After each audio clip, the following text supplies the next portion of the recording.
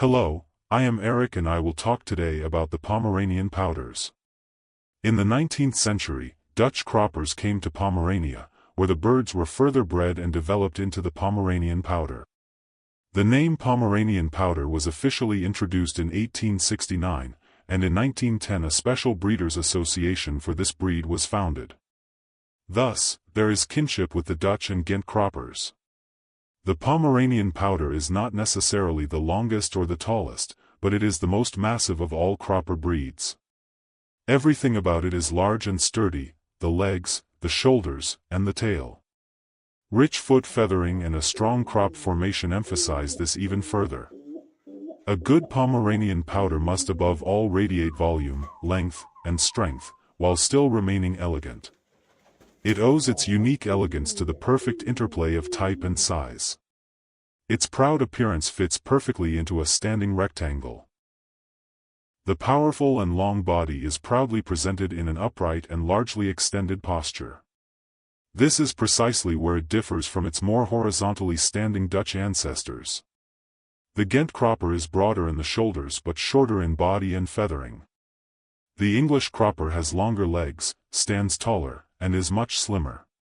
But the Pomeranian pouter combines length, width, and height.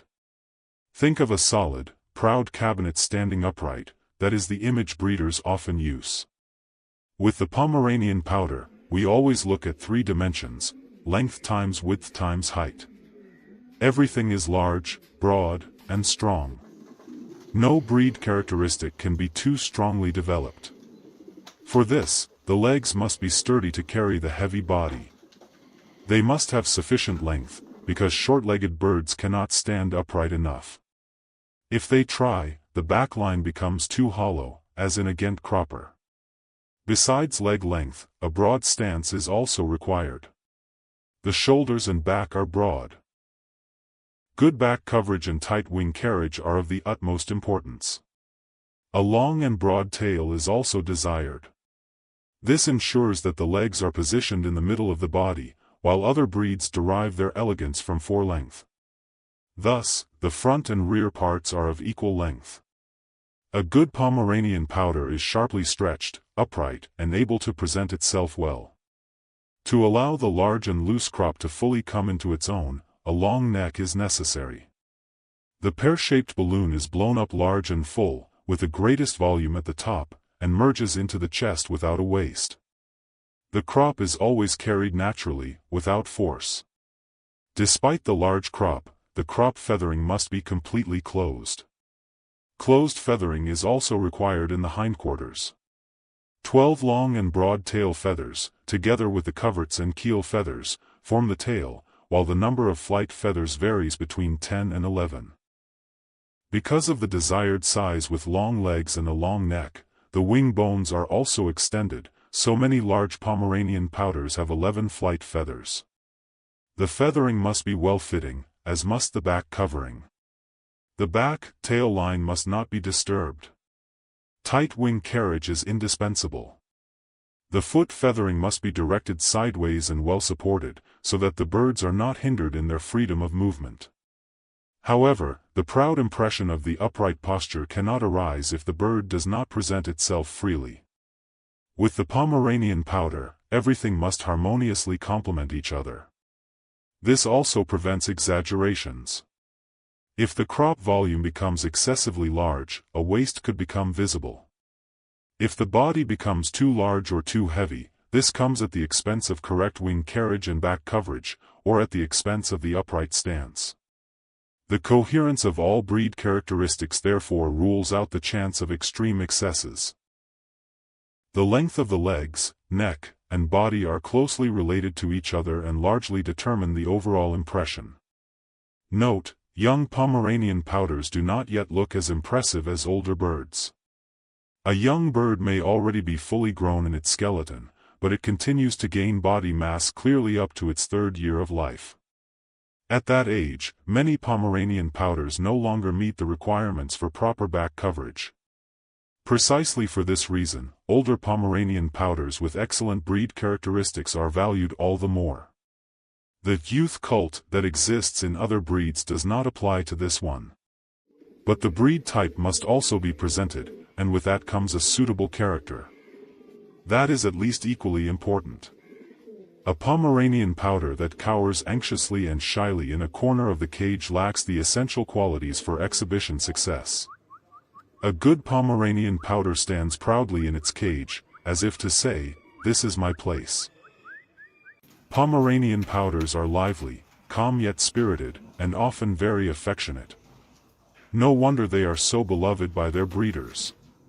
In terms of markings, we distinguish the following varieties: self-colored, pied, light and dark tigered, colored-tailed. Let's look at them step by step. We begin with the self-colored varieties. The best-known color?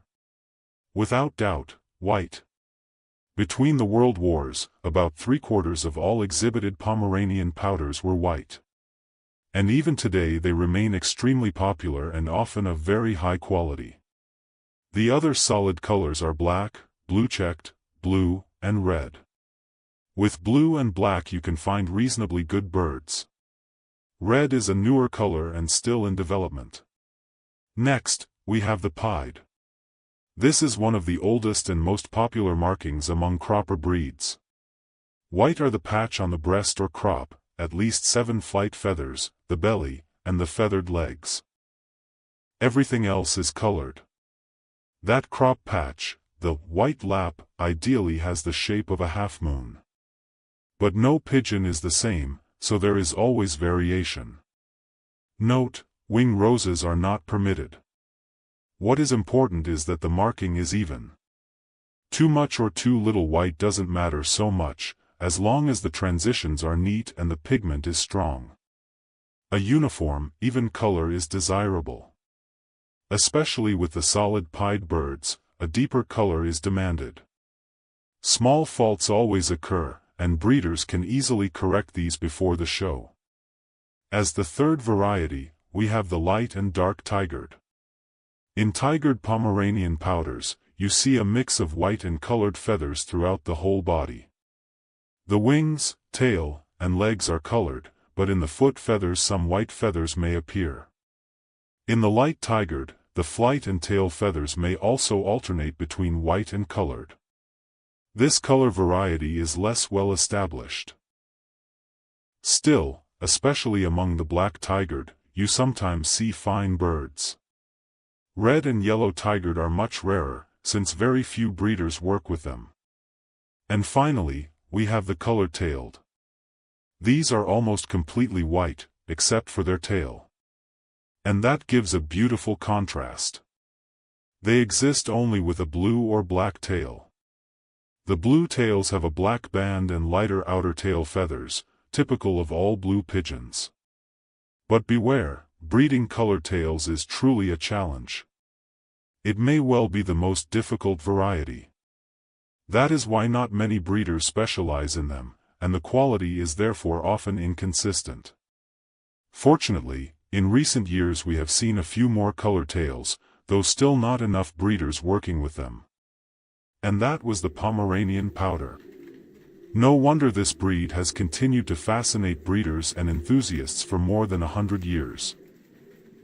So, whether you fall for its imposing appearance or its charming behavior, the Pomeranian pouter is and remains a true star in the world of fancy pigeons. Did you find this interesting? Then be sure to leave a like and subscribe for more videos about our special pigeon breeds. Thank you for watching, and see you next time.